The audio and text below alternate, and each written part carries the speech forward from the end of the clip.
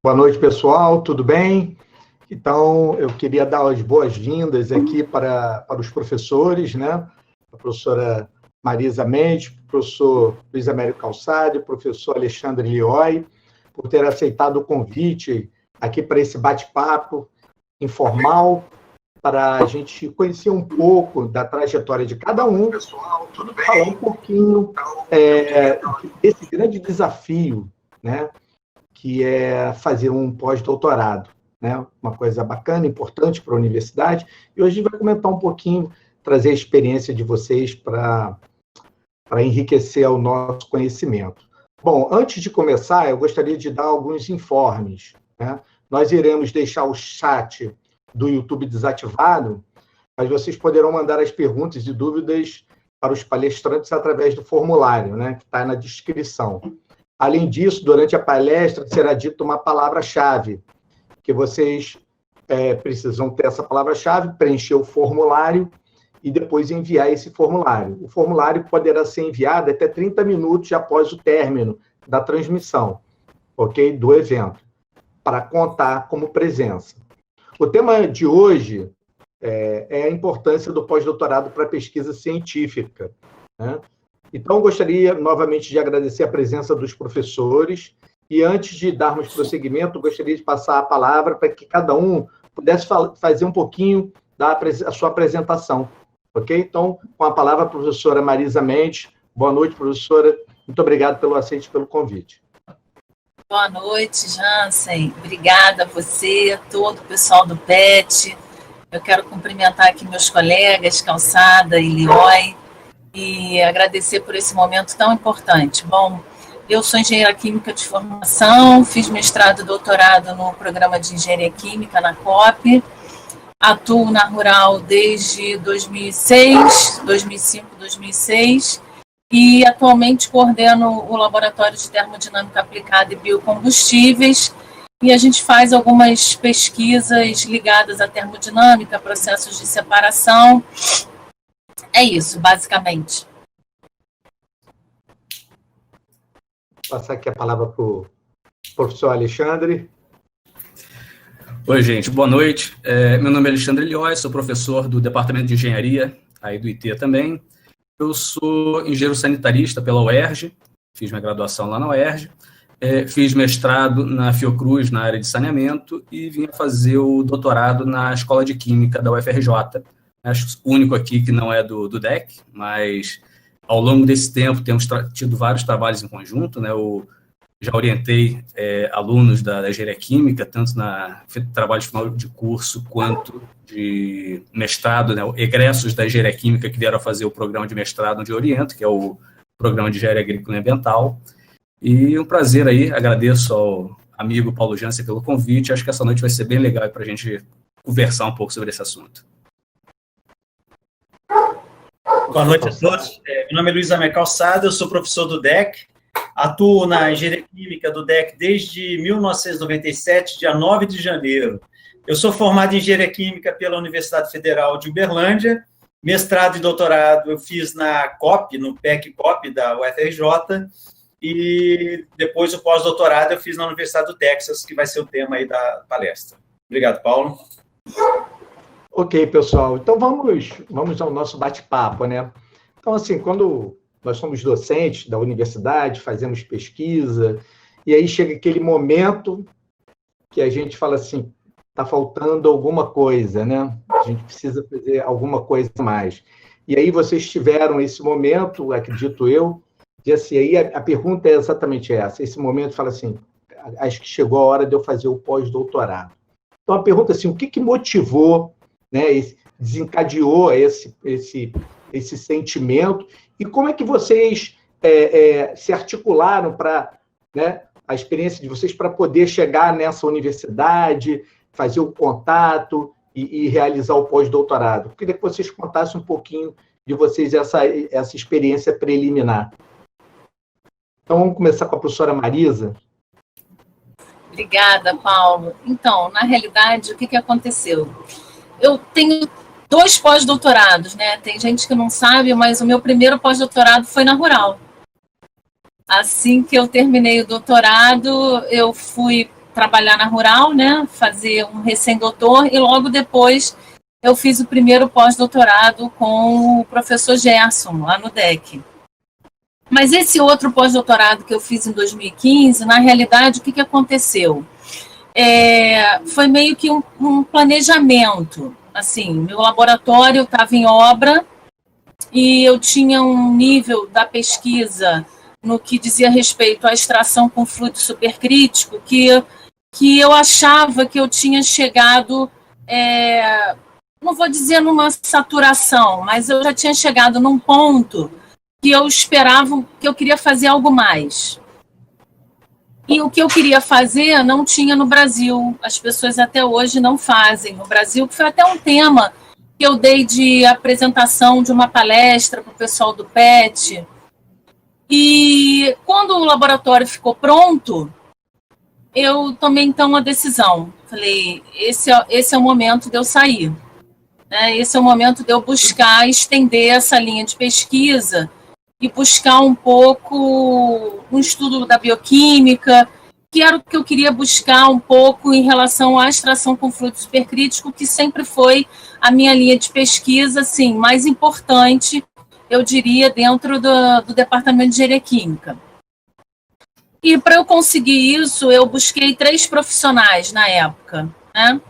Eu busquei uma professora de Birmingham, eu busquei um professor da Austrália, e eu busquei um professor de Londres. Na realidade, a professora de Birmingham estava passando por um problema de saúde. A Austrália, sinceramente, eu achei que estava muito longe. Era uma questão de espaço mesmo, de distância. E eu entrei em contato com esse professor de Londres, falei qual era o meu objetivo, que eu vi as linhas de pesquisa dele, que eu me interessava, que eu ia fazer uma bifurcação na linha de pesquisa dele, se ele aceitava isso, e ele me pediu o meu currículo. Aí eu enviei, porque o CNPq disponibiliza, né, o currículo em inglês, né, da gente, dos pesquisadores em geral. Eu disponibilizei meu currículo para ele, enviei, mostrei a ideia do que eu queria fazer, e ele aceitou. Na realidade, o que eu queria fazer era uma modelagem matemática dos sistemas biológicos, né, que é entender o mecanismo bioquímico de ação desses componentes de alto valor agregado em doenças como câncer, diabetes e outras, né? E agora, nesse momento, viroses em geral. E foi esse o caminho. Para começar, bom, eu te aceito.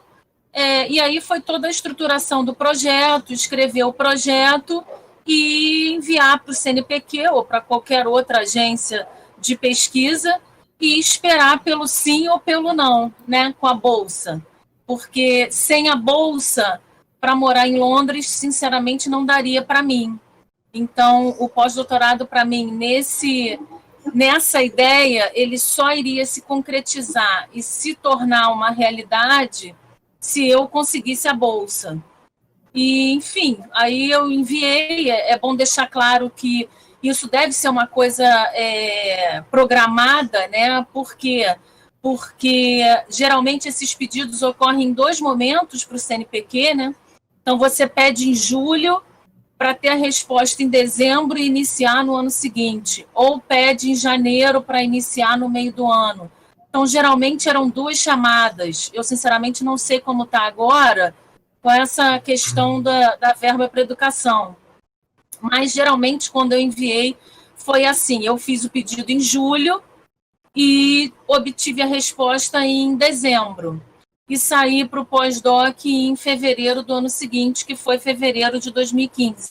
Então, encurtando um pouco a história, foi isso. Eu tive um momento profissional que foi, nesse momento de eu terminar a obra do laboratório e ter feito a mudança, ter estruturado os alunos, que eles poderiam continuar ali trabalhando longe de mim, entendeu? Então, esse momento foi o momento da tomada de decisão que eu falei, eu preciso de uma outra linha de pesquisa, eu preciso abrir essa linha que eu estou fazendo e que hoje ainda no Brasil não se faz, né? Então, gerou toda essa criação, esse desenvolvimento dessa nova linha para o laboratório, para o departamento, para o programa de pós-graduação. É isso. Vou passar aqui a palavra para o professor Lioy. Bom, eu entrei na Universidade Rural em 2010 e eu entrei ainda cursando doutorado, algo que era um pouco mais comum há tempos atrás, mas tem ficado cada vez mais raro. O mais comum da gente observar hoje em dia é os concursos já serem para doutores, né? E esses doutores entraram na universidade. Então, peguei aquela transição em que eu entrei sem ser titulado ainda, sem ter defendido doutorado, estava finalizando, entrei em 2010, inclusive fiz agora, dia 8 de agosto, 10 anos de universidade. Né? Parabéns. Pouco menos de 2 semanas aí atrás. E, então, em 2013, eu vim a defender o doutorado. Então, me tornei doutor dentro já da Universidade Rural. E, com o passar do tempo, aí você vai conquistando espaço, eu consegui entrar para a pós-graduação lá do meu departamento, começar a orientar. E eu comecei a ler muito sobre o que era o pós-doutorado. Tá? Em princípio, a minha grande vontade era fazer um pós-doutorado no exterior, primeiro para ir beber numa fonte onde você tivesse o conhecimento mais avançado da minha área. Eu trabalho com tratamento de efluentes, trabalho com tratamento de lixiviados de aterro sanitário, bem na área de tratamento de efluentes, especialmente de difícil tratamento, né? Só que naquele momento de 2014, 2015, começou a ficar cada vez mais menos acessível, as bolsas ficaram menos acessíveis. A disponibilidade de recursos veio caindo, à medida que eu conseguia subir degraus e me tornar até mais competitivo para buscar uma bolsa. Isso era o inverso do que acontecia com a disponibilidade delas. Tá?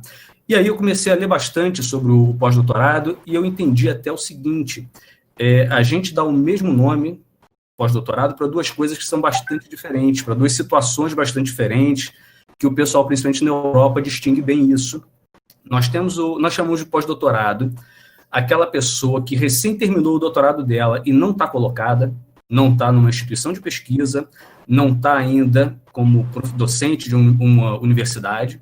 Isso aqui, que a gente chama de pós-doutorado, são bolsas para esse doutor continuar vinculado à pesquisa, continuar produzindo, continuar publicando os artigos da pesquisa que ele conduziu durante seu doutoramento.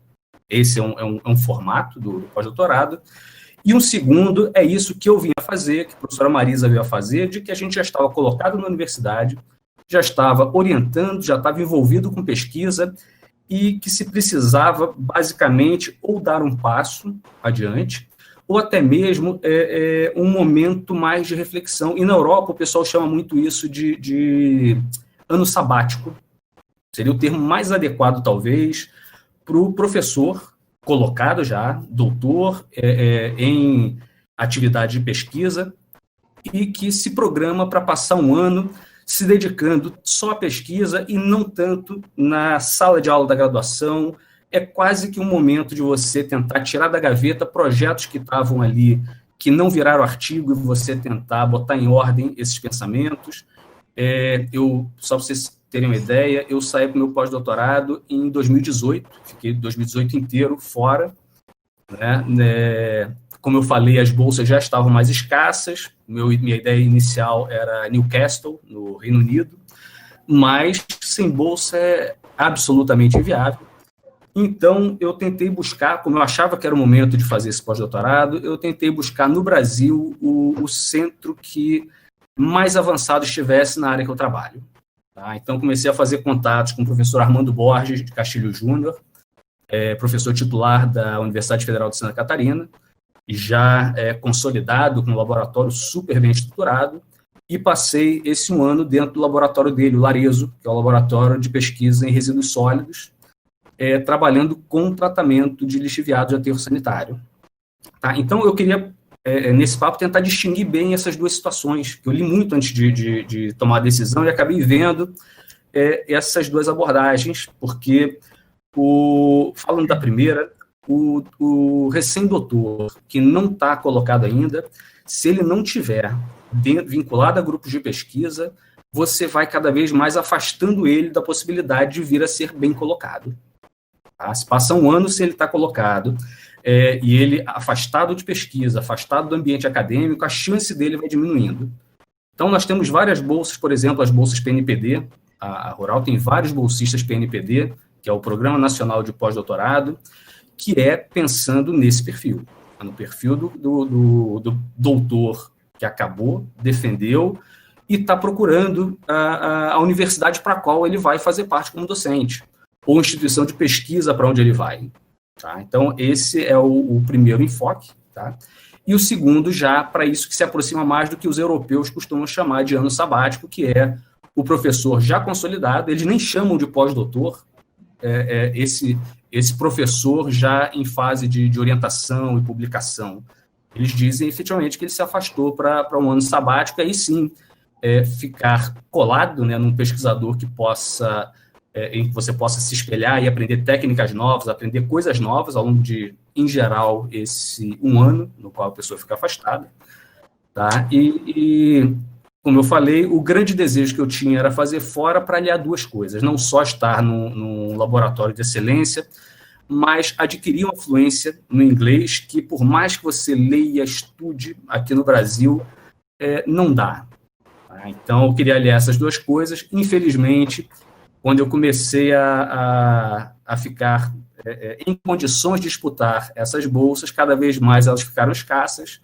Então, a minha escolha naquele momento, finalzinho de 2017, foi: vou parar tudo, vou fazer esse momento do pós-doutorado no Brasil, onde eu consigo me manter esse um ano com o salário de professor. Então, fiquei imerso dentro do laboratório do professor Armando, e ao longo desse um ano, eu acho que surtiu muitos dos efeitos que eu gostaria, como, por exemplo, conseguir dar vazão a uma série de artigos de dissertações orientadas, trabalhos de iniciação científica orientados que estavam na gaveta e não conseguia botar aquilo para fora. Falar sobre eles. Exatamente. Né? Consegui finalizar um livro que vai ser lançado agora mês que vem, final de setembro, vai ser o lançamento dele. Se não fosse esse um ano, sem as horas de graduação, sem... nesse meio tempo eu fui coordenador vice-coordenador de mestrado, a gente começa a se envolver com pesquisa, com PET, né, professor Paulo Jansen? A gente vai se envolvendo na universidade, e às vezes falta justamente esse tempo de projetar a carreira, de projetar coisas que a gente deseja e às vezes precisa de mais tempo para pensar e amadurecer. Né? Então, acho que, resumido, mas já falando a beça, né, eu acho que esses foram as circunstâncias que me levaram a fazer o pós-doutorado, as circunstâncias que me levaram a fazer no Brasil. Não foi a primeira escolha, mas ainda assim teve um valor assim, muito grande, e os frutos disso foram parcerias muito grandes, portas que se abriram com o Departamento de Engenharia Sanitária e Ambiental da UFSC, que é o curso de graduação em Engenharia Sanitária e Ambiental dos mais antigos do país, e o programa lá de pós-graduação em Engenharia Ambiental deles já está com 40 anos de doutorado, aproximadamente. Então, quando você vai para um lugar onde já está extremamente consolidado, você vai agregando muita coisa, você vai tendo tempo de trocar informação com pesquisadores de altíssimo nível, e isso reflete, provavelmente, para os próximos anos. Né, vamos falar sobre esses reflexos daqui a pouco. Exato, né, de alunos nossos que podem ir para lá para continuar seus estudos e troca de experiência, e se eu for continuar falando, eu vou demorar muito. Acho que eu já passei bastante dos 5 minutos. Tá legal. Então, deixa eu passar aqui para o professor Calçada. Bom, Lioy, eu me lembro que quando você estava se preparando aí para fazer seu pós-doc, você dizia: eu vou com bolsa ou sem bolsa? Né? E você isso acabou aí. Indo fazer. Mas você fez sem bolsa, acabou indo, né? Sem bolsa, não foi? Sem bolsa, foi. Eu acho que essa é a determinação, né? A gente que é professor sabe que tem que apertar bastante. Essas histórias são muito interessantes, que eu acho assim, eu queria pegar uma frase da Marisa e uma do Lioy. A Marisa disse o seguinte, que ela fez o primeiro pós-doc dela com o professor Gerson, assim como é importante a gente olhar para os professores que estão à nossa frente, professores que são líderes, né, professores que são ícones para a gente, porque eu me lembro que eu fiz o mestrado, fiz o doutorado, ingressei na Rural também, eu era só mestre, eu fiquei 1 ano como mestre dando aula na Rural, entrei em 97, eu só defendi o doutorado em 14 de julho de 98, 1 ano e meio depois, né?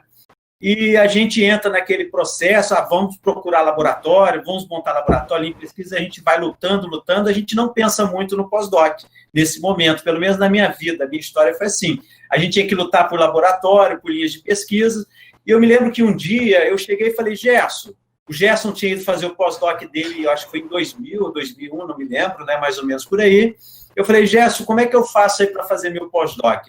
Ele falou, Calçada, planeja. Se você não planejar, você não vai sair. Você tem que determinar o que você quer. Se você quer fazer o seu pós-doc, né, você determina o que você vai fazer, planeja e sai. E foi interessante também, né, como a Marisa estava falando, a gente vai lutando por linhas de pesquisa, tentar montar uma infraestrutura. E em 2008, nós já tínhamos aprovado um projeto para montar o nosso laboratório, que é o Laboratório de Escoamento de Fluidos. E aí, eu conversando com a Cláudia, né, que nós somos coordenadores do LEF, ela disse o seguinte, Calçada, é eu ou você, alguém tem que sair. Eu me lembro que, na época, a gente decidiu pela minha saída porque as crianças dela estavam menores, né, do que o meu filho. Gabriel estava com 9 para 10 anos, estava numa idade excelente para fazer o pós-doc, porque ele entra ainda na elementary school, né, e é um período muito bom para adaptação. Então, eu decidi em 2008. E é a mesma coisa. Em 2008 veio uma crise violenta, né? Veio aquela crise imobiliária nos Estados Unidos. A gente não sabia se ia ter bolsa no Brasil, não sabia como é que ia ficar. Mas aí eu fiz o pedido para a CAPES e para o CNPq. E como a Marisa disse, a gente faz o pedido no meio do ano para sair em dezembro, né, Marisa? Ele estava marcado para começar em janeiro. Em janeiro eu não tinha resposta nem de CAPES e nem de CNPq. Eu ia sem bolsa.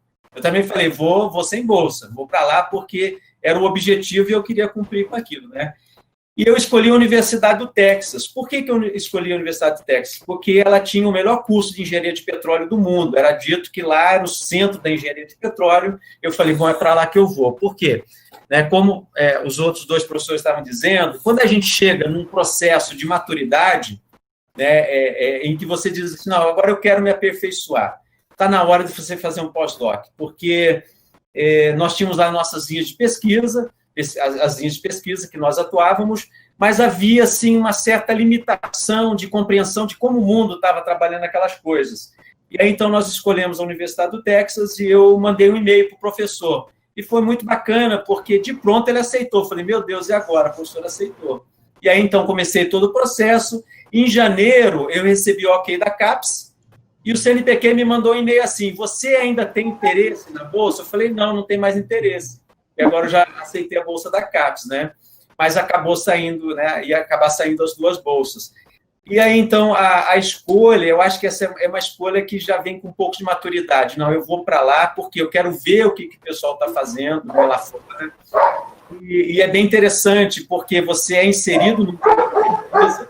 Lá nos Estados Unidos, é um pouco assim também, é um ano sabático, existe o termo pós-doutor, eles usam bastante, mas o que eu achei muito bacana é a forma com que eles te recebem. Eles te recebem como um fellow, um parceiro. Você é um parceiro que agrega um grupo de pesquisa. E foi muito bacana porque eu agreguei num grupo que era muito de modelagem matemática, de ferramentas de perfilagem, poços de perfuração em sistema de perfuração de poços de petróleo. E eu entrei como fazendo modelagem e levando e começando lá na Universidade do Texas, no laboratório que eu fui, um trabalho experimental. Então, eu trabalhei tanto com a parte experimental como modelagem, sendo o primeiro a trabalhar naquele laboratório com a parte experimental. E eu acho que tem muito a ver também com essa questão do inglês. A gente faz inglês desde criança, né, vai fazendo, mas o inglês ainda não fica muito apurado. E o pós-doc é uma oportunidade para você refinar seu inglês.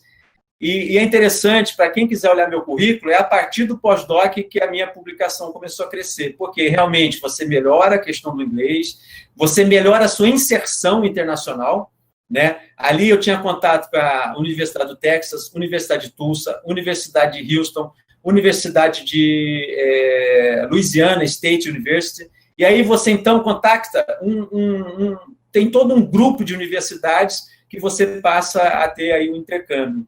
Então, acho que eu vou parar por aqui também para a gente dar continuidade, mas eu queria, então, deixar assim, para pontuar. Primeiro é planejamento. Você tem que decidir se você quer ir ou não.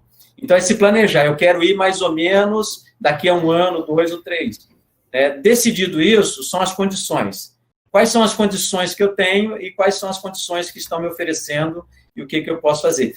E eu acho também, assim, já que a gente está aqui num papo no YouTube, um papo informativo, eu queria falar da experiência da idade, né? Para quem tem filho, esse período de 9, 8, 9, 10 anos é bem interessante, porque dizem que quem aperfeiçoa o inglês nesse período, ele tem um inglês sem accent para o resto da vida.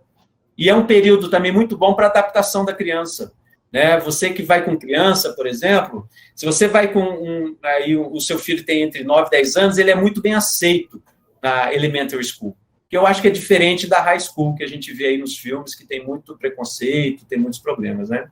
Então, Paulo, passo aí para você. Ok, bacana.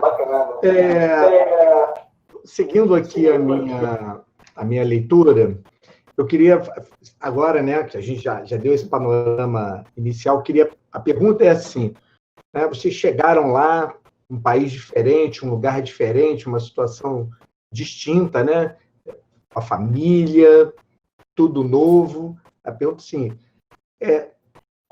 qual foi o momento, assim, que vocês poderiam dizer, né, para o público, que foi, assim, os momentos mais enriquecedores dessa experiência de estar num lugar diferente, né, com a família e tal, na questão pessoal de adaptação, né, no ambiente, e, assim, o que foi de mais importante que você destacaria lá, que você fez no seu trabalho lá na universidade que vocês foram fazer o pós-doc?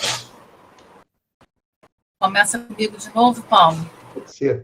Pode ser o Alexandre. Então, primeiro, assim, gostaria de falar que eu não fui com família, né? Eu fui sozinha. Então, isso é muito impactante. Eu vou falar sobre o meu ponto de vista, que, de repente, quem vai com família, com filho, é diferente. Assim, quando eu decidi fazer em Londres, tinha um objetivo também. Esse objetivo era também que vinha desde a minha adolescência, assim, porque eu já era formada em inglês, né, pela cultura, e eu tinha um sonho de ir para Londres. Então, em algum momento, eu ia fazer alguma coisa em Londres. Só que quando eu cheguei lá, eu cheguei sozinha, eu não conhecia absolutamente ninguém, né? Eu tinha a foto do meu supervisor no currículo dele, e eu cheguei num dia e a gente marcou uma reunião no dia seguinte, 9 da manhã. E eu cheguei no meu local, na minha residência, eram 4:30 da tarde do dia anterior. Então, isso foi meio uma coisa que eu cheguei e não tive muito tempo para parar para pensar. Falando assim, em momentos, tá, Paulo Jansen? E foi muito interessante, porque eu cheguei, eu lembro que eu larguei minha mala, procurei um negócio para comer e já fui ver um mapa para eu ir para a universidade no dia seguinte. Então, isso foi tudo muito rápido para mim. Mas o mais impactante no início foi o seguinte: quem me conhece um pouco, eu falo muito, né? Eu sou muito expansiva, eu tenho muitos amigos. Então, quando eu cheguei em Londres, eles são muito fechados, né? Eles são muito contidos. Você fazer amizade é difícil, entendeu? E quando eu cheguei, que o Calçada falou, eu não era uma pós-doc, né? Eu era uma professora visitante. Tanto que eles queriam que eu ficasse numa sala isolada. Nesse primeiro dia, ele virou para mim e falou assim: Marisa, você quer ficar nessa sala? Eu falei: mas aonde que os pós-docs ficam? Aí ele me apresentou uma sala enorme, me lembrou a sala do PEC, quando eu fazia mestrado e doutorado, com todos os pós-doutorandos, né, que para mim eram pós-doutorandos, e E os alunos de mestrado e doutorado, eu falei, não, eu quero ficar aqui. Por quê? Porque era a chance de eu trocar ideias, né? De eu conhecer pessoas também. Porque aí, depois de um mês e pouco, é claro, aí eu fui estabelecendo amizades. Porque o que eu queria também, ô Jansen, claro que a parte profissional ela é importantíssima, né? O governo está te bancando efetivamente. Eu fiquei 1 ano sem estar no DEC ministrando aula, né? Colegas nossos ministram as nossas aulas quando a gente sai. Mas existia a coisa do inglês comigo também. Eu não queria só o inglês científico. Tá bom, me formei na cultura, e daí? Né? A gente não sabe nada da língua. Então, a minha grande questão pessoal também era eu conhecer esse inglês do bate-papo, sabe? O inglês da sala, o inglês do trabalho, o inglês do pub, sabe? O inglês do tratamento comum. E, claro que, estando em contato com essas pessoas tão diferentes, eu acho que o importante também foi eu valorizar, e quem me conhece um pouco também sabe que eu valorizo demais, ainda mais os nossos colegas e os nossos locais e ambientes de pesquisa no Brasil, né? Então, a gente também ter o feedback do grande potencial técnico que o nosso departamento tem, que a nossa universidade tem, e que, claro, algumas dificuldades acontecem rotineiramente, mas isso faz parte. Mas isso foi muito importante para mim nesse momento. Então, o desafio para mim, assim, eu posso dizer de cara, foi esse impacto da frieza no início, tá? Isso me impactou, mas talvez porque eu seja carioca e fale, e tenha amigos, né? Eu acho que isso é um processo natural. Agora, depois desse tempo, desse delay, né? Desse tempo morto, né? Aí foi tudo uma beleza. E aí meu destaque é você poder participar de congressos com uma facilidade, né? Enorme. Ter contato com esses pesquisadores e professores que você só fala por e-mail, né? Melhorar muito o seu inglês. Uma coisa muito bacana, assim, dos alunos de mestrado e até de doutorado virem até você e ajuda a consertar esse artigo, né? Ter um bate-bola, ter uma via de mão dupla, né? Participar de defesas, avaliar trabalhos de congressos, né? Eles ganham para monitoria, né? Para trabalharem de monitoria, os alunos eles se candidatam. Então, a gente ajuda também, é um trabalho de parceria. Então, não é só o foco na sua linha de pesquisa, mas essa abrangência. E quando eu estava lá, que eu acho que era o pico, eu tive uma reunião internacional de fluido supercrítico. Então, foi aí o ponto, eu acho, o ponto de máximo para mim, foi na Londres Central, assim, pesquisadores de tudo quanto é local do mundo, com esse objetivo, e eu ali, de um ônibus daquele local, sabe? E assim, a 5 minutos eu pegava um ônibus e eu chegava no local daquele congresso com os melhores pesquisadores da área, onde eu fiz inúmeros contatos com Birmingham, com outras universidades, da Alemanha também, de profissionais que já tinham vindo ao Brasil. Então, o lado positivo, tem sempre o lado positivo e negativo, né? Eu estava muito longe da minha família, falava com os meus amigos via Skype, né? Como a gente está fazendo aqui, né? As defesas dos meus alunos foram assim também. Isso para quem vai sozinho, é um diferencial, é um peso, né? Depois que você começa a conhecer as pessoas, mas ir sozinho, claro que os dois lados têm lá seus pontos, mas e não conhecer ninguém foi impactante para mim nesse início, não do ponto de vista profissional, né? Mas como eu respondi ao CNPq, não é um amadurecimento somente profissional, e o CNPq sabe disso, né, e a CAPES. É algo pessoal que você traz de volta para a universidade também, tá? Então, eu acho que é isso, falei muito. Vamos ver, professor Lioy. Bom, eu não tive a barreira da língua, né? Então fica mais fácil. Fui com família. O pessoal lá fala diferente. Exatamente. Fui com família, fui com minha esposa, com os 2 filhos. Eu acho que assim, um momento especial, assim, foi bem bacana. Eu cheguei lá em janeiro, então fiquei de janeiro até fevereiro do ano seguinte, então janeiro de 2018 até fevereiro de 2019, foi o período que eu passei lá. Quando foi mais ou menos no meio do ano de 2018, o meu supervisor pediu que eu, aproveitando que eu estou lá, já que você está aqui, eu vou uma missãozinha de pesquisa de 3 meses, eu queria te passar um pedacinho da disciplina de graduação para você ministrar para mim. Eu falei, não, beleza, pode ir que tranquilo. Que presente. Então, de presente. Aí, voltar, porque para a gente que está dando aula há bastante tempo, é interessante você reduzir um pouquinho a carga de disciplina em si para poder se dedicar a alguns projetos, mas também faz falta. Eu acho que a sala de aula é muito legal, a gente gosta disso. Então, foram 3 meses bem interessantes, né, de retomar a aula de graduação, algumas de pós-graduação, algumas aulas específicas, né, da programação dele de pós-graduação. Então, ele foi para uma missão de pesquisa na Argentina, ficou 3 meses e voltou, e eu supri esse pedaço. Mas algo que eu acho que é muito interessante também é a quantidade de trabalhos que começam a sair em um determinado momento dessa parceria.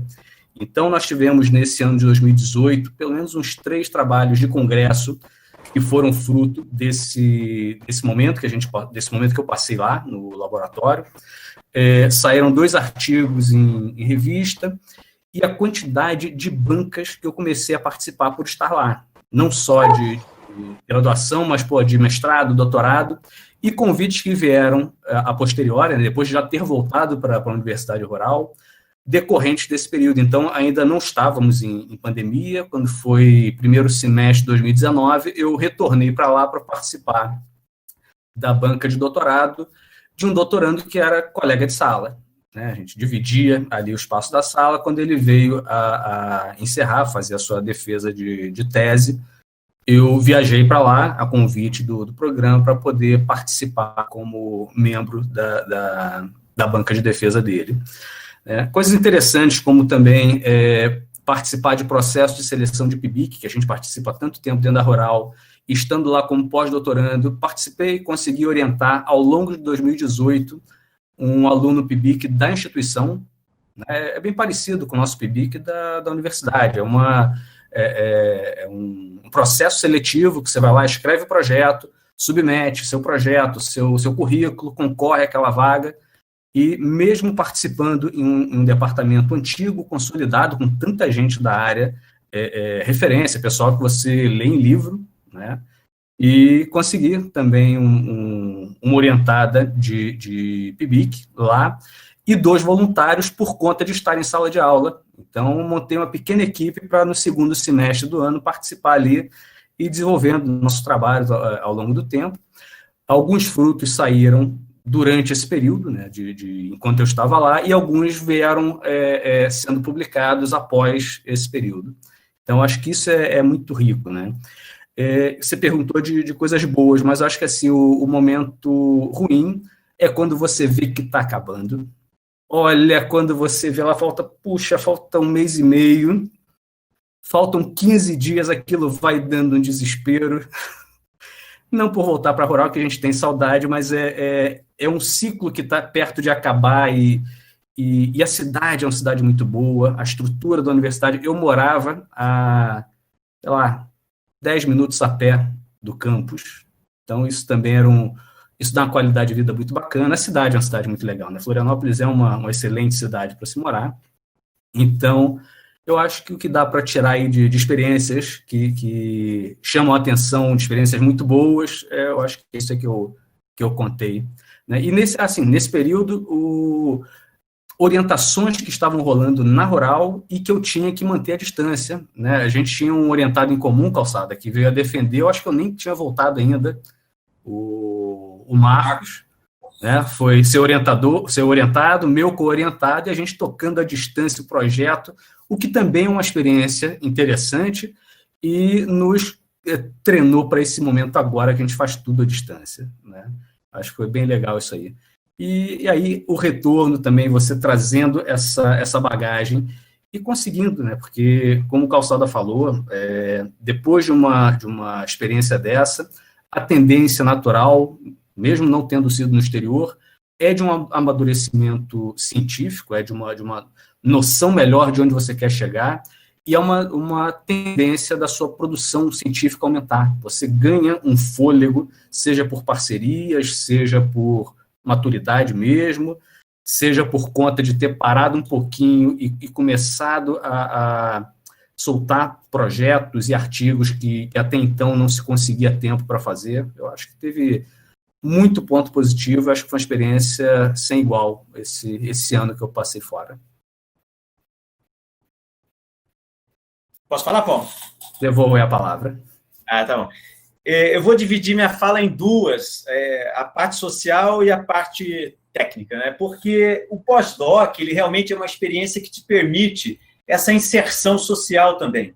Eu acho, assim, que você fazer um mestrado, doutorado fora, a sua carga acadêmica ela é muito alta. Como a Marisa disse, a gente vai lá, tem uma parte técnica muito importante, mas também possibilita a parte social. Do ponto de vista social, eu tive duas experiências morando no exterior. A primeira, eu fiz o 5º ano de graduação na França. E eu me lembro que uma das coisas que a gente tinha lá é o seguinte: nós não podemos ter muito relacionamento com brasileiros. Era uma questão, a gente não podia falar muito português. Então, nós éramos 4 de Uberlândia e 2 da Unicamp. Então, nós tínhamos aquele núcleo de amizade, mas a gente procurava aprender o francês, né? Eu fui com essa mesma mentalidade. Eu acho que isso é importante num encontro como esse, a gente dizer: quem vai para o exterior tem que ir com a mentalidade de aprender a língua, de aperfeiçoar na língua. Você pode se relacionar com brasileiros, é óbvio, com português, mas você tem que dar ênfase à língua. E nesse aspecto, eu acho que, para mim, foi uma experiência muito rica, porque, como eu disse, eu tive 3 nichos sociais de relacionamento. A escola do Gabriel, que era a Elementary School, em Austin. A cidade de Austin, no Texas, é uma cidade assim que tem muito estrangeiro, uma cidade que ela recebe muito bem o estrangeiro, a gente foi muito bem recebido, era assim, uma alegria enorme das pessoas nos receber na casa deles, então foi uma experiência muito boa. O Gabriel tinha de 9 para 10 anos, agora tem 21, ele tem amigos no mundo todo, na Coreia do Sul, nos Estados Unidos, no Canadá, na França, vários países do mundo. Ele tem coleguinhas que ele fala aí pelo WhatsApp, hoje tem essa facilidade, né? Eles falam sobre as profissões, é muito bacana. E a gente fez muitas amizades também na escola dele, porque havia essa interação de ter que falar com a principal, ter que tratar com os pais, reuniões de pais, era muito bacana.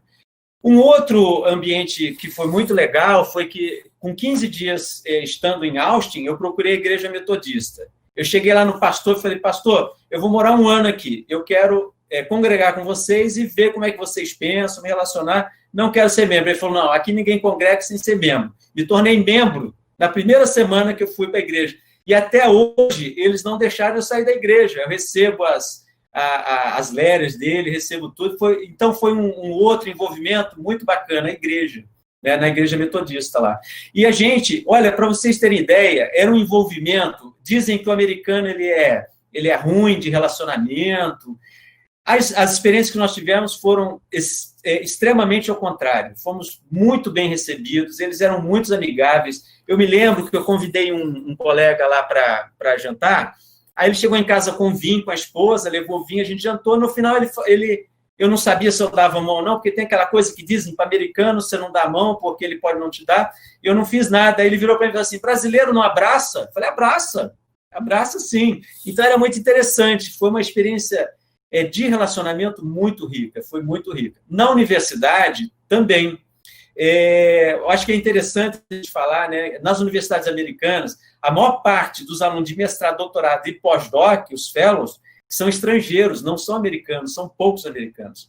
Mas eu tive a oportunidade de orientar um americano, ele era, o Andy, ele fazia mestrado lá no departamento, e um francês que fazia mestrado lá também. Eu fui co-orientador deles lá no mestrado. E também trabalhei com os alunos de C, era um indiano, né? Então, essa troca realmente era muito rica, como a Marisa disse, né? Aí a gente começa a dar opinião nos artigos, escrever junto, e foi interessante que, como a minha linha de pesquisa ela era complementar à linha de pesquisa deles, eles ficavam assim para mim: Calçada, eu preciso da sua equação para calcular a espessura da torta, a gente precisa da espessura da torta, a gente precisa das propriedades da torta para colocar no simulador.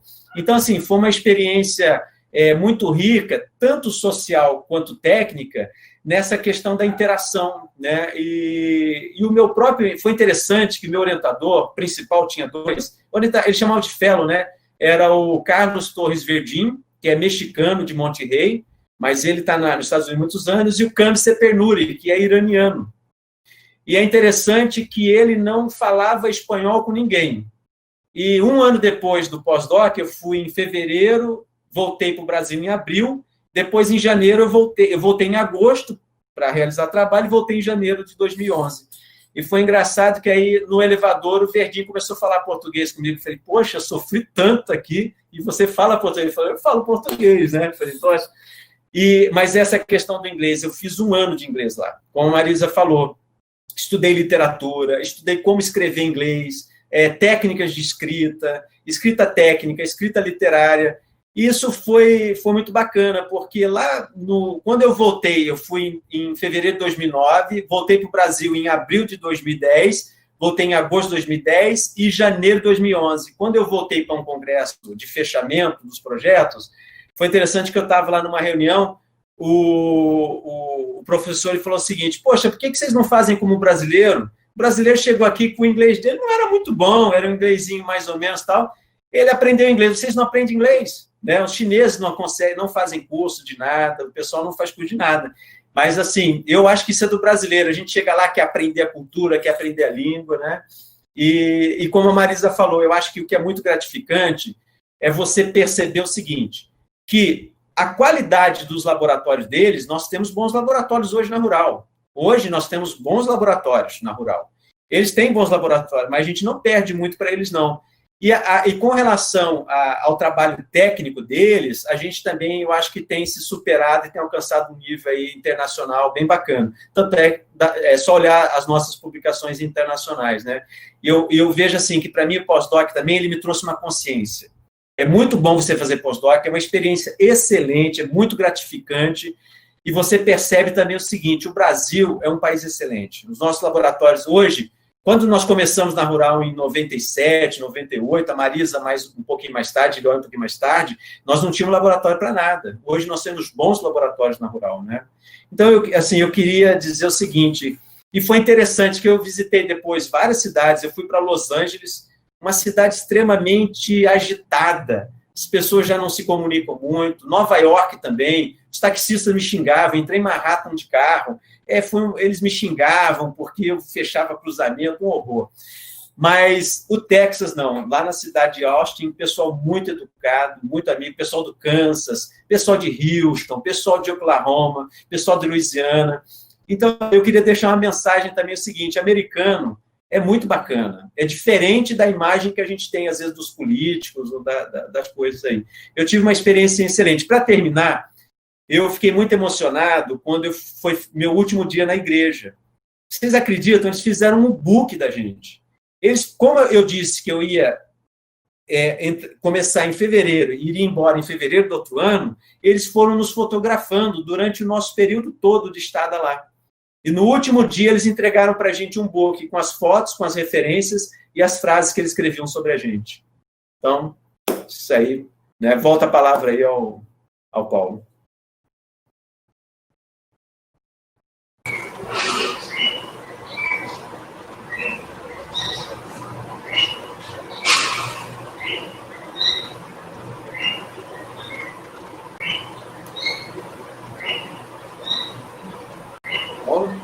Paulo? Você está sem volume aí, Paulo.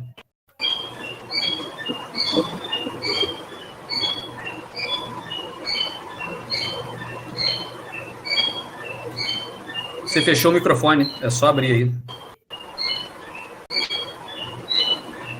Voltei, era um problema técnico. Bom, várias coisas muito bacanas, né? A gente recorda, é uma coisa... Assim, vou pegar uma carona, que assim, todo aluno de graduação fica agora assim, poxa, mas eu chego lá no laboratório agora, lá do professor Lioy, no laboratório da professora Marisa, chego no laboratório do professor Calçada, e assim, agora eu queria que vocês dissessem para essa galerinha assim, poxa, agora, sabe aquilo que vocês estão vendo lá no meu laboratório? Isso aí é fruto de toda essa grande experiência, né, global, né, que vocês... queria que vocês contassem um pouquinho de como vocês pescaram essa ideia e agora como é que está o laboratório de vocês a partir desse momento que vocês voltaram, como é que foi construir essa nova ideia lá. Queria que vocês comentassem um pouquinho disso, né, para os nossos alunos saberem o que está lá dentro do laboratório de vocês, fruto desse resultado aí. Vamos começar então agora pelo professor Lioy. Beleza. Estava aqui tranquilo, achando que a Marisa ia começar, mas vamos lá. Dá uma quebrada na semântica. Tranquilo. É curioso que, mesmo com recursos em queda, e a gente vem em queda já de certo tempo para cá, essa redução da disponibilidade de recursos para pesquisa, mas após esse período de pós-doutorado, não sei se tem relação ou não, mas coincidiu, é que eu comecei a conseguir mais acesso a fontes de financiamento. Tá? Então, eu fui conseguir agora, em 2019, o edital Jovem Cientista do Nosso Estado, que é um edital da FAPERJ, que se consegue recurso mensal para poder bancar o laboratório. Ele não é uma bolsa, ele não é um dinheiro a mais para o pesquisador, ele é um recurso mensal para compra de equipamento, reagente, equipamento de proteção individual. Então, sendo ou não reflexo direto do pós-doutorado, tá? Com o passar do tempo, mesmo em momentos de dificuldade de acesso a recurso, eles vêm aumentando. Tá? Então, contando hoje com esse recurso, por exemplo, da FAPERJ, a gente colocou vários reatores novos no laboratório, compra de bomba dosadora, compra de reagente, compra de um monte de coisa, e isso vai dando esse upgrade para poder cada vez mais nossos laboratórios estarem realmente competitivos e no nível de laboratórios lá de fora. Tá? O que geralmente acontece é que quando você chega docente na universidade, você tem o teu lugar de sentar e trabalhar, não necessariamente um laboratório. Você tem, às vezes, um espaço pelo qual você tem que ir brigando, e quando se consegue o espaço, você ainda tem que equipar, você tem que dotar de equipamentos ali. Eu tive uma grande sorte na Universidade Rural, que um professor que é grande parceiro científico até hoje, que é o professor Leonardo, ele vinha com alguns projetos em andamento, projetos com valores de recursos bastante altos, e nós fomos juntos montando esse laboratório que era dele, mas na área em que eu atuava. Então, deu para ter, mesmo no momento muito recente da minha chegada à universidade, já contar com algum nível de equipamento, de estrutura para poder começar a trabalhar, começar a orientar, e iniciação científica, TCC, o iniciozinho de começar a orientar mestrado, né? E após esse retorno do pós-doc, muitas coisas vêm acontecendo porque você vai conseguindo orientar mais e publicar mais e ter mais acesso às fontes de financiamento. Você vai começando a ter mais maturidade científica para, ao escrever um projeto, você ser contemplado com eles. Então, nosso grupo de pesquisa lá hoje conta com 2 mestrandas em andamento, 2 mestrados em andamento, 3 coorientações de doutorado fora, então tem uma coorientanda que está na UF, uma na INSP, na Escola Nacional de Saúde Pública da Fiocruz, e uma coorientanda na Escola de Química da UFRJ. Estamos com 2 alunos de C voluntários e um PIBIC em andamento. Então, nosso grupo de pesquisa hoje basicamente é esse, e a gente vem conseguindo dar vazão ao que a gente precisa fazer no dia a dia para avançar com as pesquisas. Tá? E cada vez mais, cada processo, cada edital que a gente ganha, conquista lá um recursozinho a mais, isso vai nos ajudando a equipar e dotar de infraestrutura para a gente poder trabalhar. Tá? Então, é difícil dizer que há ou não uma correlação, Mas o fato é, de 2018 para cá, a evolução que temos tido no grupo de pesquisa por conta desses editais, ele tem sido bem pronunciado, né? Isso é muito importante e faz com que a gente tenha cada vez dissertações de melhor qualidade, que a gente tenha, com isso, artigos que vão sair em revistas melhores, né? Eu acho que é muito importante, mas eu acho que realmente a maturidade que o pós-doc ele nos traz, isso influencia, isso é bem importante, sim. Né? Então, eu acho que vem contribuindo, talvez não seja direto ou indireto, mas isso contribui para que nós tenhamos aí essa evolução do nosso grupo de pesquisa, né? Acho que isso que tem aí como correlacionar. Ok, obrigado, professor. Vamos passar para o professor Calçada. Paulo, excelente pergunta. Acho que, realmente, sim, qual é o fruto de tudo isso, né? Qual é o fruto de toda essa conversa? Primeiro, eu queria dizer para os alunos ou para professores aí que estão nos ouvindo o seguinte: mestrado e doutorado é extremamente importante. Extremamente importante quem é graduado fazer um mestrado e doutorado. As portas se abrem, é algo que ninguém te tira. E eu me lembro que eu morei na França em 89, 90, e lá já era exigido doutorado para trabalhar em empresas, né? Você precisava. E essa é uma tendência internacional. Então, gente, mestrado, doutorado, principalmente em momentos de crise como esses que a gente passa, estudar é a melhor opção. E o pós-doc, o mestrado, ele te abre muitas portas, o doutorado, ele te abre a porta para você atuar numa universidade, né? Brasileira, ou mesmo internacional. E eu diria o seguinte: o pós-doc, ele te abre as portas do mundo. Ele te abre as portas.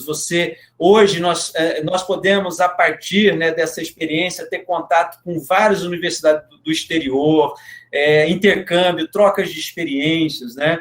E, fatalmente, como o Lioy disse, existe uma melhora na qualidade, na internacionalização do professor. No caso dele, mesmo tendo ficado no Brasil, né, ele teve contato com grupos de pesquisa, mas no caso de quem saiu do Brasil, você se torna realmente... Existe uma internacionalização, as portas se abrem, aumenta a sua... Pelo menos no nosso caso lá do nosso laboratório, foi uma decisão minha e da Cláudia, alguém teria que sair em algum momento, e calhou que fui eu que saí, graças a Deus, foi uma experiência muito boa. A nossa qualidade em produção de material científico internacional aumentou muito, foi muito bom.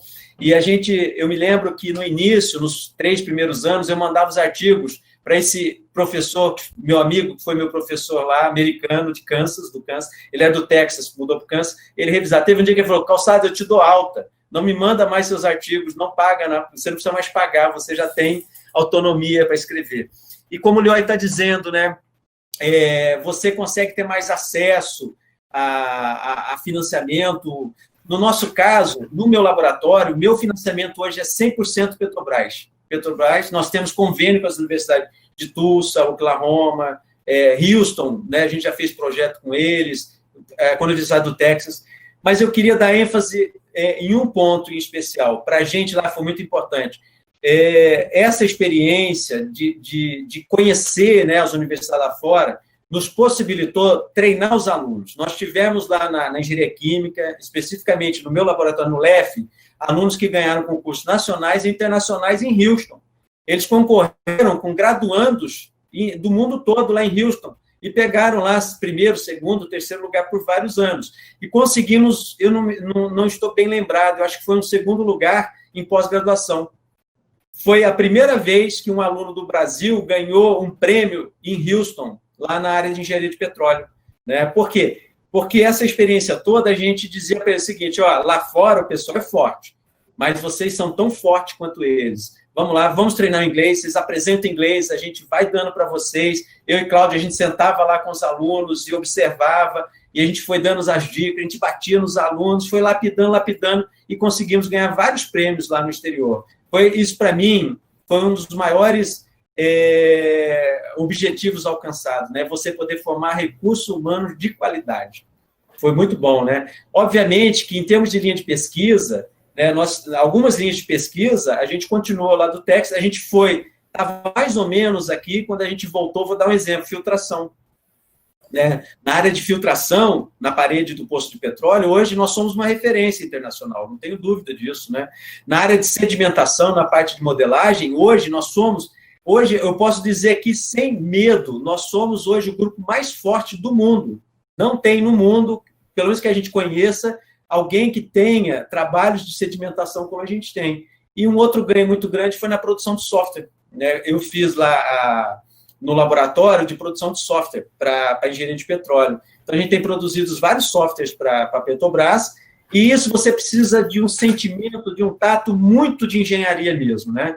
Que se ele for muito científico, vai ficar muito lento, ele vai ficar muito custoso computacionalmente, e quando você pega essa experiência de trabalhar, né, numa instituição, no caso o laboratório lá específico, que trabalhava com software, que era sobre o well logging, né, era ferramentas de perfilagem, você começa a pegar o traquejo de como produzir essas coisas. Então, assim, para a gente lá, nossas linhas de pesquisa deu realmente um incremento, né, e várias possibilidades, e hoje nós temos, assim, eu diria até o seguinte, que nós estamos explorando aquém do que nós poderíamos explorar. A gente não tem tempo hábil para se movimentar.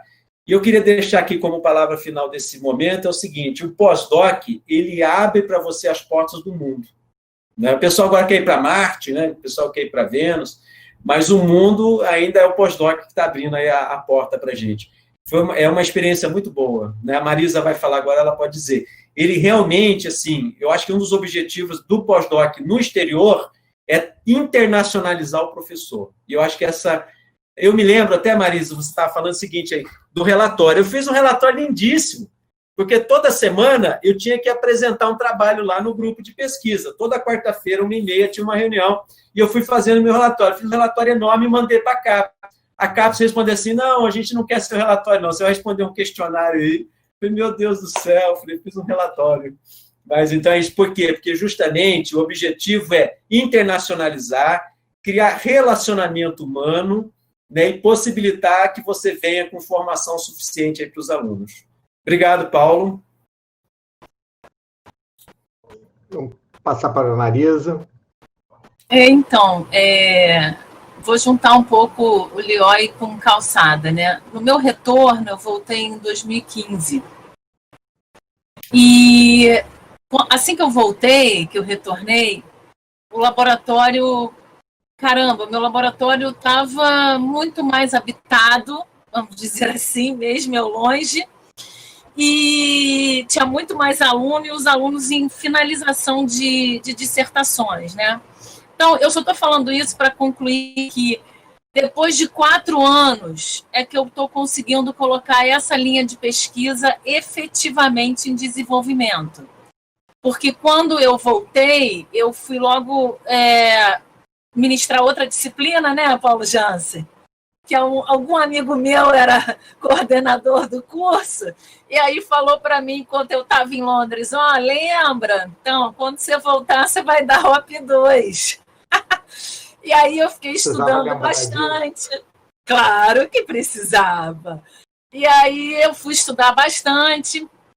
E tem uma coisa, depois desse meu retorno, que foi um trabalho de um aluno de mestrado meu, o Ramon, junto à Fiocruz, que veio contribuir para toda essa minha linha de pesquisa nova, que a gente trabalhou com a extração com fluido supercrítico de um óleo de uma planta, e que a gente provou que esse extrato era inibidor em 60 e poucos por cento e 90 e poucos por cento em células cancerígenas, leucemia e câncer de pele. E que era uma coisa que eu queria, assim, pessoalmente, mostrar ou ter um trabalho completo nessa área. E aí, dentro da combinação da minha saída, do que eu fiz lá em termos de modelo matemático, retornar e provar isso. E aí eu sentei, escrevi, então já aprovei 2 projetos com essa área que eu voltei. Eu demorei efetivamente, então quer dizer, quando eu voltei em 2016, foi quando eu fui reestruturar minha vida na graduação e tal, e agora sim eu estou com um aluno de C que teve uma bolsa aprovada na FAPERJ exatamente com essa linha de pesquisa. Confesso que aprovei vários projetos depois, mas eu ainda acho que tem uma questão que o CNPq e a CAPES levam muito em consideração e que tem um pouco, e bate com o que o Calçada falou, que é a inserção internacional. Isso ninguém te tira. Isso é uma coisa inegável. Tem médicos do hospital da University College London que entram em contato comigo, da área de fígado, né, de doenças do fígado. Eu tenho pessoas, como a Calçada falou, várias universidades que entram em contato comigo. A quantidade de periódicos hoje que eu sou revisora é enorme, né? A sua inserção realmente internacional é algo sem medidas. Agora, o que eu acho importante também falar é que o pós-doutorado ele não é título, tá, pessoal? Principalmente para os alunos que estão assistindo. E você pode fazer quantas vezes você quiser. Então, você não precisa fazer só uma vez, duas. Quem dera a gente pudesse sair mais de uma vez e fazer outro, né? Então, fica aqui como a minha última fala, é assim, sempre teu aluno te pergunta, né? Deve acontecer com Calçado, com Lioy, mas Marisa, como é que era lá? Isso não tem preço, porque isso faz com que você passe para ele tudo aquilo que você viveu e que ele já anseia conhecer, né?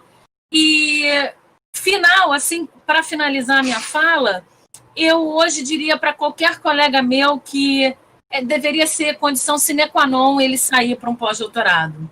Eu acho que a gente volta realmente com um amadurecimento enorme, profissional, muito grande, sabendo muito o que você quer, aonde você quer chegar, o que você não quer mais fazer, a sua administração com a pesquisa, valorizar, né? Eu lembro que meu supervisor, no último dia, né, o Lioy falou do dia que ele veio embora, e eu lembro que no último dia, meu voo era no dia seguinte mesmo, né? O pessoal fez uma festa para mim na hora de vir embora, e o meu supervisor virou para mim e falou assim: Marisa, e aí, me fala, em poucas palavras, qual foi a sua experiência aqui? E eu virei para ele e falei assim, bom, não tem preço, né? Por vários motivos, eu falei para ele, pelo lado pessoal, que você sabe, pelo lado profissional, pela oportunidade que você me deu, e que eu corri atrás também. Mas eu vou te dizer uma coisa, qualquer um dos meus colegas, dos meus alunos, poderia estar aqui tranquilamente. Sabe por quê? Agora, a única coisa que eu acho que nós, os países latinos, a gente tem uma grande dificuldade. A gente não tem a possibilidade de viajar para os locais de língua estrangeira como vocês, europeus, viajam muito, porque é tudo muito perto. Então, eu diria que o nosso grande entrave seria a língua estrangeira. Porque, do ponto de vista técnico, eu falei para ele, todos os meus colegas, meus alunos poderiam estar aqui. Então, como uma mensagem final, eu incentivaria, aí minha vontade é sair novamente, né? Buscar, né? Voar, a gente precisa voar.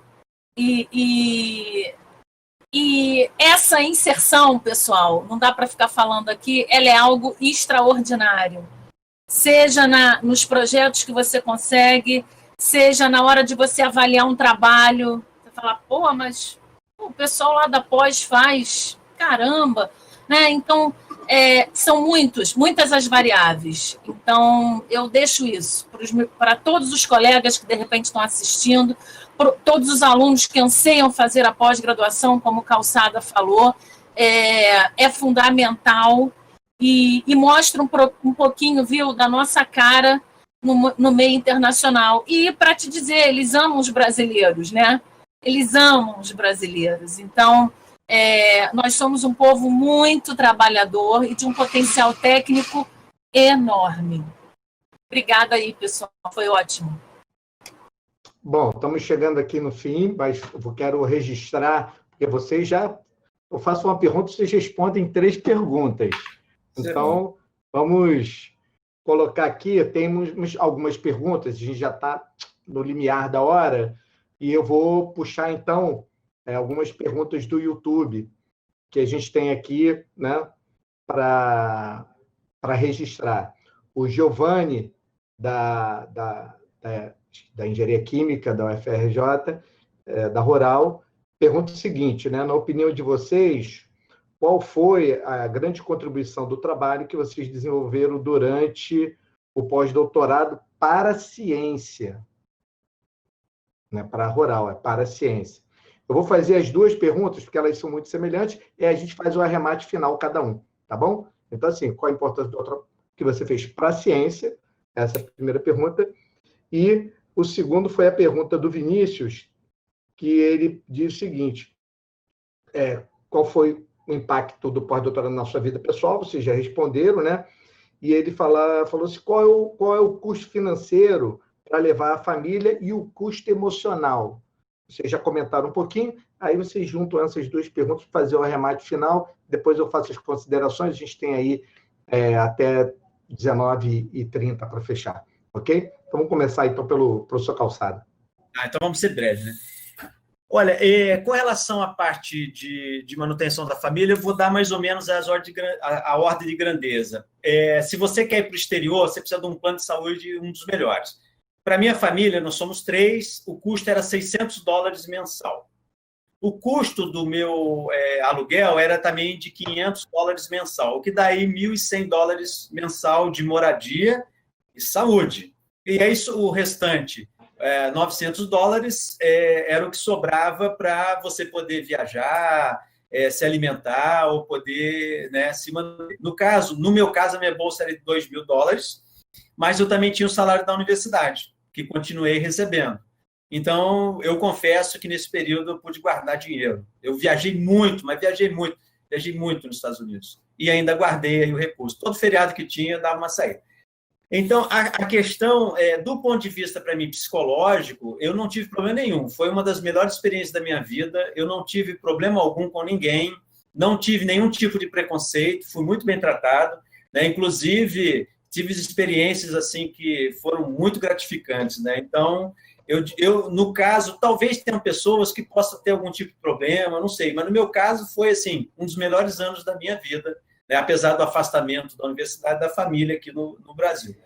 Com relação à contribuição científica, eu quero dizer o seguinte, que todo o trabalho científico que a gente faz, ele é uma pequena parte, é uma gota no oceano. Então, a contribuição científica sempre ela é muito subjetiva, né? Você contribui em algum aspecto dentro da ciência, uma pequena parte dentro da ciência. Para ser um pouco objetivo, no meu caso, o que aconteceu? Eu desenvolvi um modelo que foi inserido num software que hoje é usado por várias companhias de petróleo, talvez no mundo todo. Quem usar o software lá da Universidade do Texas, usa o nosso modelinho muito simples lá de filtração, com permeabilidade. A gente calculou permeabilidade média. Então, hoje, eu diria que financiamento do meu grupo de pesquisa da universidade eram mais ou menos 50 empresas na área de petróleo. Chevron, Petrobras, Esso, Ipiranga, todas as empresas, eles têm muito essa coisa de joy industry. Eles juntam, né? Então, no meu caso, a gente desenvolveu um modelo, determinou parâmetros médios para colocar nesse software. E, obviamente, que depois houve todo o desenvolvimento na Rural. Nós temos aluno, eu voltei em 2010, nós temos alunos de iniciação científica, mestrado e doutorado trabalhando no tema até hoje. Então, uma forma bem rápida, Paulo, para eu avançar aí. Ok, obrigado. Entender a mensagem. Bom, professora... Vou ser rápida também. Bom, do problema emocional, eu acho que nenhum. Foi só esse impacto inicial, mas é porque as pessoas não te conhecem. Depois nós eles amam os brasileiros. Eu posso dizer que, assim, eu não dirigi nenhum dia da minha vida nesse ano de 2015. Morar em Londres é uma coisa maravilhosa. Viajei muito. O Brasil me deu uma bolsa de 2.100 libras. Londres é considerada uma cidade de alto custo. Viver em Londres é caro. Não o consumo, e sim a moradia. Então, de 2.100 libras, 1.000 libras era meu apartamento, né? Era o local onde eu morava. Mesmo assim, meu salário da Rural continuava caindo, então, como eu mantinha a minha família aqui no Brasil, mesmo assim consegui, como a Calçada falou, juntar grana. Minha bolsa lá dava para eu viajar bastante, dava para eu ter uma vida muito boa, sem passar nenhuma necessidade. Muito pelo contrário, a Bolsa Brasileira, em comparação com outras pessoas do meu office, era bem alta. Com relação à ciência, eu acho também que cada um tem a sua parcela, né, nessa contribuição científica. Falando do meu lado pessoal e do que eu queria mostrar para mim mesma, em relação ao fluxo supercrítico, foi eu ter conseguido provar que um extrato tem uma eficiência contra uma doença, né? Fazer esse intercâmbio com a área médica, que era uma coisa que eu queria, e modelar esse sistema, né? Então, hoje a gente consegue descobrir a quantidade de células beta que morrem, e por que morrem, né, que são as células que estão responsáveis pelas pessoas diabéticas, né, que foi o tema do meu trabalho, e aliar toda a relação do peso, dos açúcares, dos carboidratos e outros componentes como flavonoides na busca da cura ou de melhorar, né, as pessoas que são acamadas.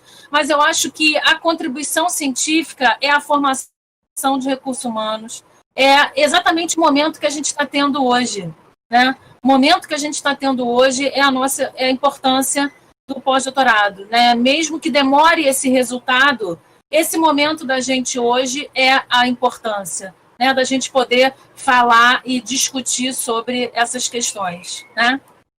Paulo, só um minutinho. Marisa, você tinha que pagar um plano de saúde, não tinha? Só fala eu tinha. Eu paguei, mas eu paguei pelo ano todo, né?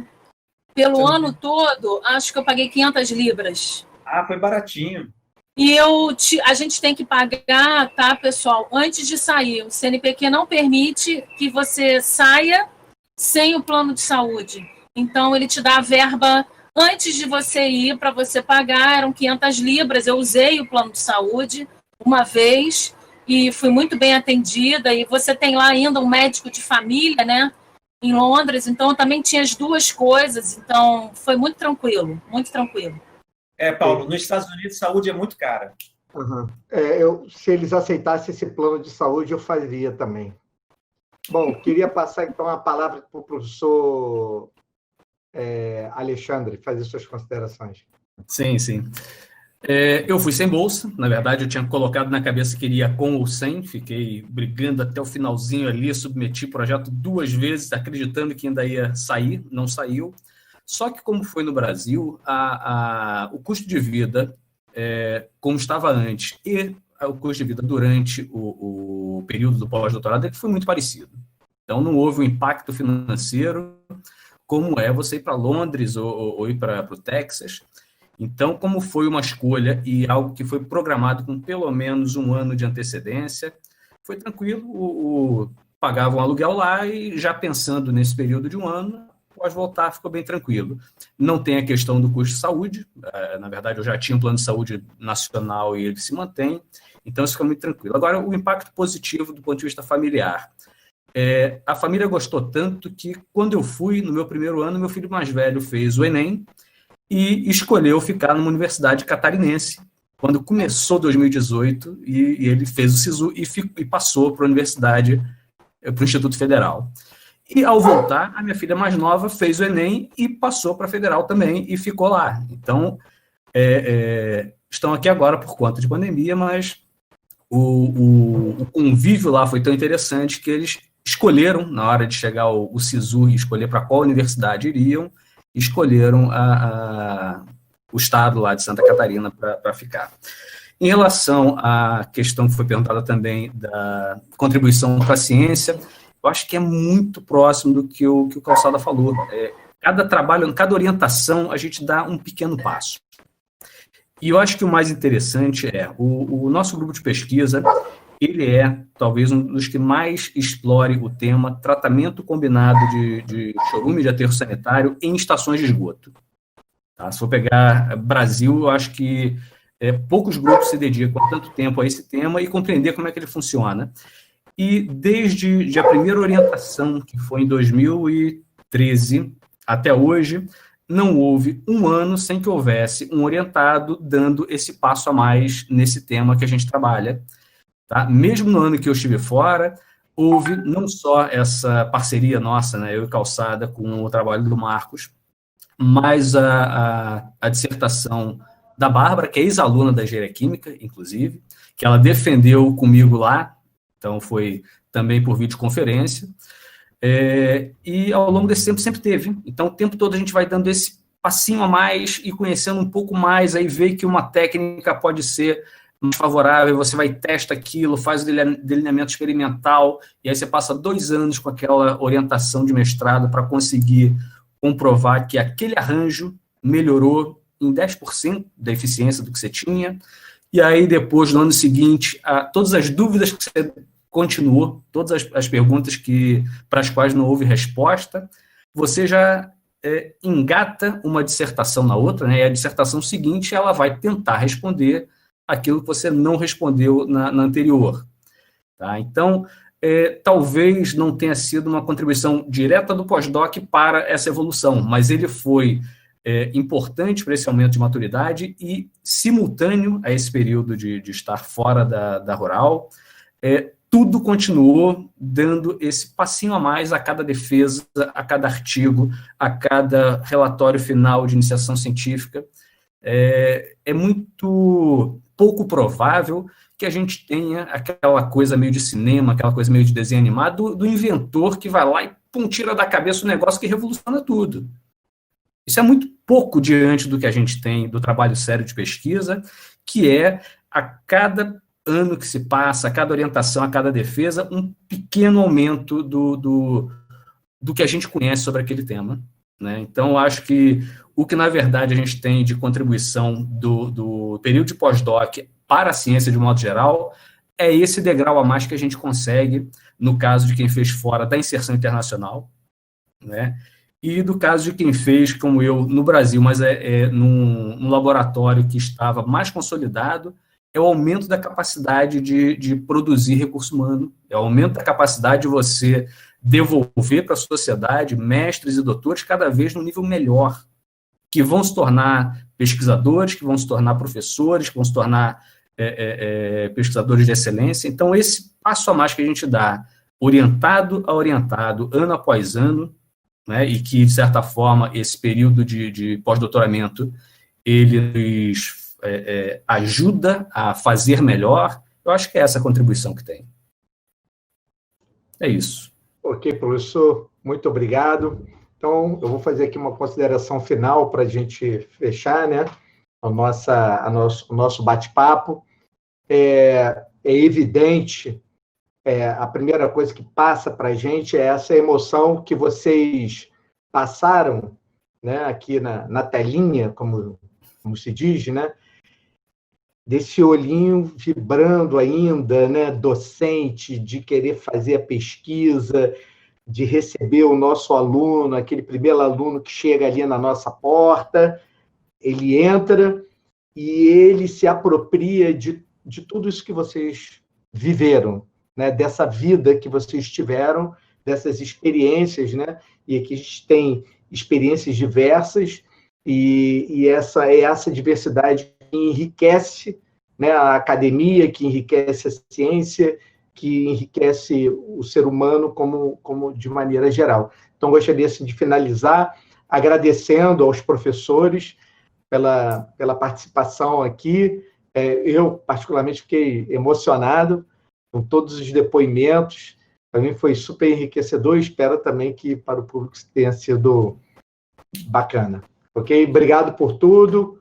Boa noite para vocês. E antes de terminar, eu tenho que dizer aqui, ó, a palavra-chave. A palavra-chave é pós-doutorado. Então, vocês precisam lá preencher o Tapeform e enviar. Tem 30 minutos após o encerramento aqui da transmissão. Ok? A Paulo, você é está na ponta da agulha, então. Obrigada, gente. Para sair, né, Paulo? Hã? Você estava na ponta da agulha para sair para o pós-doc, né? Eu? É. Não cutuca. Mas aí eu tive outros problemas mais densos, enfim, vocês conhecem. Mas quem sabe, né? O futuro a Deus pertence. Isso aí. Uma palestra como essa certamente motiva qualquer um. Ou fazer um pós-doc no Brasil, ou fazer um pós-doc no exterior. É essa palestra que nos fala assim, tá aí, cara. Né? E só lembrando que a gente tem uma pós-doc no programa de pós-graduação em Engenharia Química, né, Calçada? Então, temos uma pessoa, a Renata, que faz pós-doc com a gente lá no programa e que ela também pode um dia falar dessa oportunidade igual a que o Lioy teve em Santa Catarina. Então, a gente também tem uma experiência dentro da nossa casa, né? Claro, certamente. E tivemos o Bruno, que hoje está lá em Santa Catarina, né? Isso, é. Viu, professor? Santa Catarina é um problema. É o que há. É o que há. Ainda te roubou 2 filhos. Lá.